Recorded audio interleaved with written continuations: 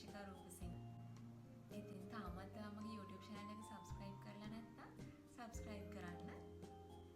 pregnancy period එකේදී කරන්න ඕනේ blood testing ගැන කරන video series එකේ අද මම කතා කරන්න යන්නේ blood grouping test එක. ඒ කියන්නේ රුධිර ගණන පරීක්ෂාව ගැන. අපි අද බලමු ගර්භණී කෙනෙක්ට ඇයි මේ රුධිර ගණන පරීක්ෂාව කිරීම අත්‍යවශ්‍ය කියලා. මිනිස් රුධිර ගණ A, B, AB සහ O කියලා රුධිර ගණ හතරක් තියෙනවා. ඒ වගේම මේ රුධිර ගණ වලට RH සාධකයේ තියෙන්නත් පුළුවන් නැති වෙන්නත් පුළුවන්. ඒ කියන්නේ RH positive සහ RH negative කියලා හඳුන්වනවා. ඉතින් ගර්භණී ඔයාගේ විතරක් නෙමෙයි. ඔයාගේ හස්බන්ඩ්ගෙත් මේ රුධිර ගණය දැනගෙන ඉන්න එක අත්‍යවශ්‍යයි. මේ ටෙස්ට් එක කරන්න මූලිකම හේතුව තමයි අම්මගේ බබාගේ දෙන්නගෙම RH සාධක දෙක ගැලපෙනවද කියන එක බලන එක. ඉතින් ඒ දෙක ගැලපුණේ නැත්නම් බබාගේ රතු රුධිර අණු විනාශ වෙලා බබාට හානියක් වෙන්න පුළුවන්.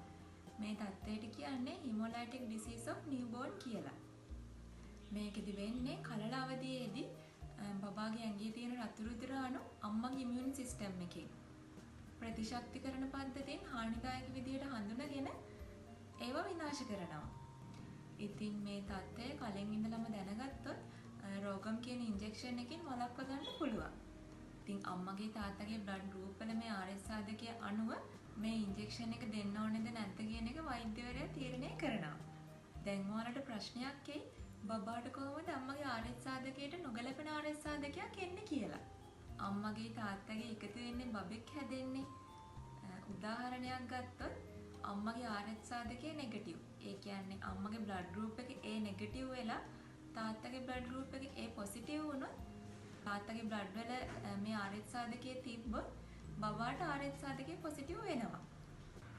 මොකද තාත්තගෙන් බබාට මේ RH සාධකය එන හින්දා. ඉතින් ඔයාගේ පාර්ට්නර්ගේ බ්ලඩ් ටයිප් එක මුල ඉඳන්ම දැනගන්න එකෙන් අම්මගේ බබාගේ දෙන්නගේම ජීවිතවලට වෙන්න තියෙන හානි වළක්වා ගන්න පුළුවන්. මේ පරීක්ෂණය කරන්න පෙර සූදානමක් අවශ්‍ය වෙන්නේ නැහැ. ඔයාට දවසේ ඕනම වෙලාවක රසායනාගාරයකින් මේ පරීක්ෂණය කරගන්න පුළුවන්. ඊළඟ වීඩියෝ එකෙන් STD, ඒ කියන්නේ ලිංගික සම්ප්‍රේෂණය වෙන රෝග මේවා හඳුනගන්න පරීක්ෂණ ඒ ගර්භණී කෙනෙක්ට වැදගත් වෙන්නේ කියලා අපි කතා කරමු.